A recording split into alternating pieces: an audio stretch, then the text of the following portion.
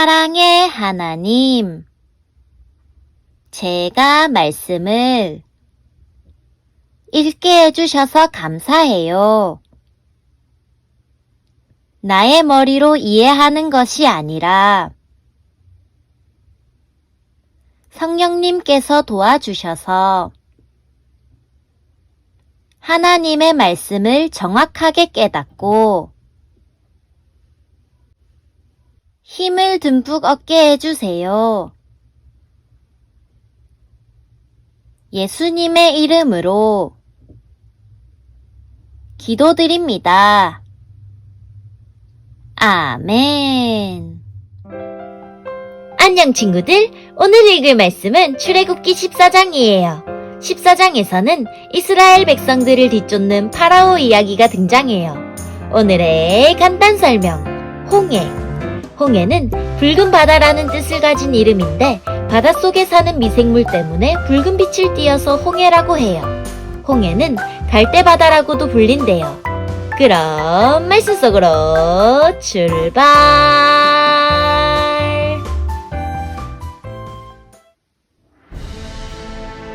여호와께서 모세에게 말씀하셨습니다. 이스라엘 백성에게 뒤로 돌아서 비하히롯 앞에서 진을 치라고 말하여라. 그곳은 믹돌과 홍해 사이이며 바알스본 맞은편의 바닷가이다. 왕은 이스라엘 백성이 길을 잃었다. 그들은 광야에 갇혔다. 라고 생각할 것이다. 내가 파라오를 아직도 고집스럽게 놓아두었으니 파라오가 이스라엘 백성을 뒤쫓아올 것이다. 하지만 내가 그와 그의 군대를 물리칠 것이다. 이 일로 인해 나의 영광이 드러날 것이며 이집트 백성은 내가 여호와라는 것을 알게 될 것이다. 이스라엘 백성은 여호와께서 말씀하신 대로 했습니다.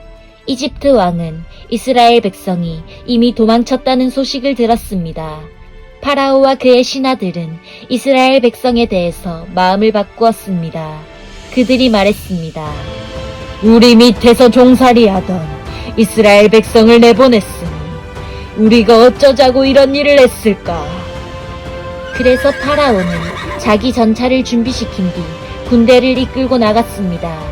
그는 또 특별히 고른 전차 600대와 이집트의 다른 전차들을 거느리고 나갔습니다. 각 전차마다 장교들이 타고 있었습니다. 여호와께서 이집트 왕 파라오의 마음을 고집스런 채로 두셨기 때문에 그는 의기양양하게 이집트 땅을 빠져나가고 있던 이스라엘 백성을 뒤쫓았습니다. 파라오는 말과 전차와 전차를 모는 군인들과 자기 군대를 이끌고 이스라엘 백성을 뒤쫓았습니다.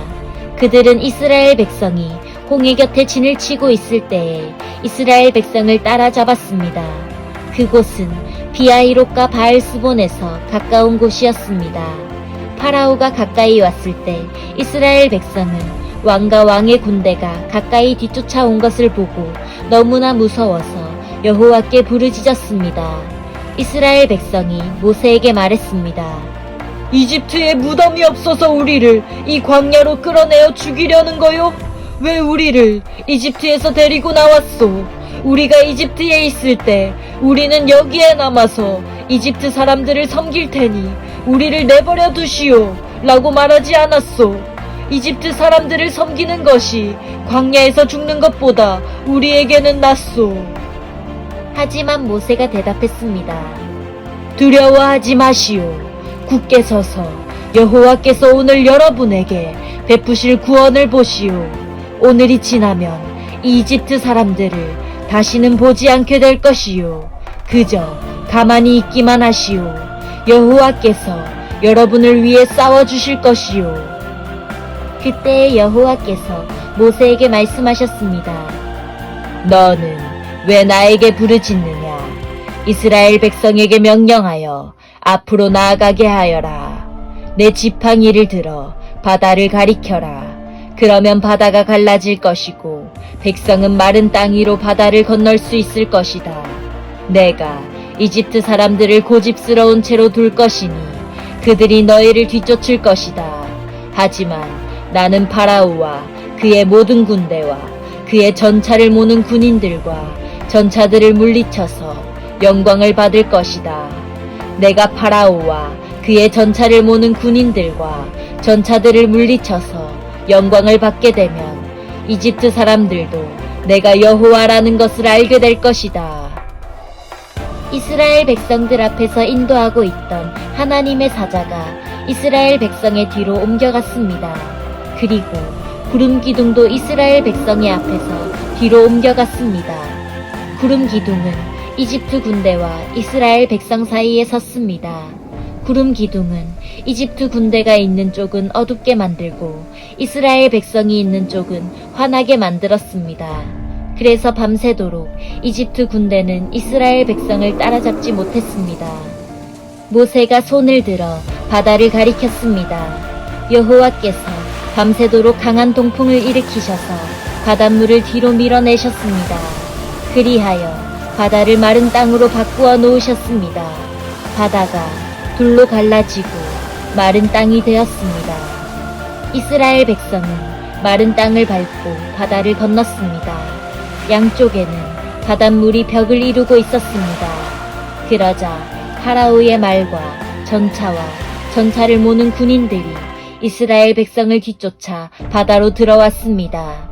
새벽이 되어 여호와께서 구름 기둥과 불 기둥 사이에서 이집트 군대를 보시고 이집트 군대를 어수선하게 하셨습니다. 여호와께서는 전차 바퀴를 벗겨서 굴러가지 못하게 만드셨습니다. 그래서 전차가 앞으로 잘 나아가지 못했습니다. 이집트 군인들은 이스라엘 사람들을 쫓지 말고 돌아가자.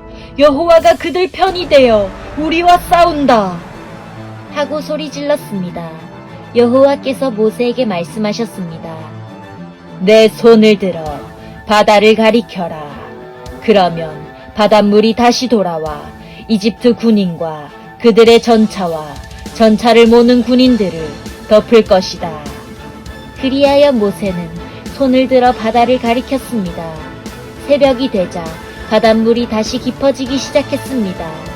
이집트 군인들은 바다에서 도망치려고 했습니다. 그러나 여호와께서 그들을 바다에 빠뜨리셨습니다. 바닷물이 다시 깊어져서 전차와 전차를 모는 군인들을 덮어버렸습니다. 그리하여 이스라엘을 뒤쫓아 바다로 들어갔던 파라오의 군대가 모두 바다에 빠져 한 사람도 살아남지 못했습니다. 하지만 이스라엘 백성은 마른 땅 위로 바다를 건넜습니다.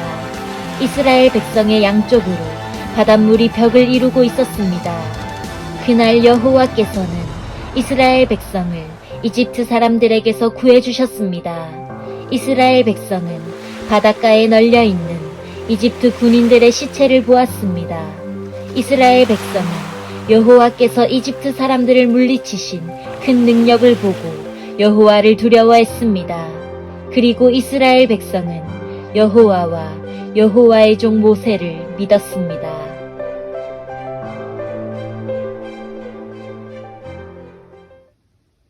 짜잔! 여기까지가 출애굽기 14장이에요.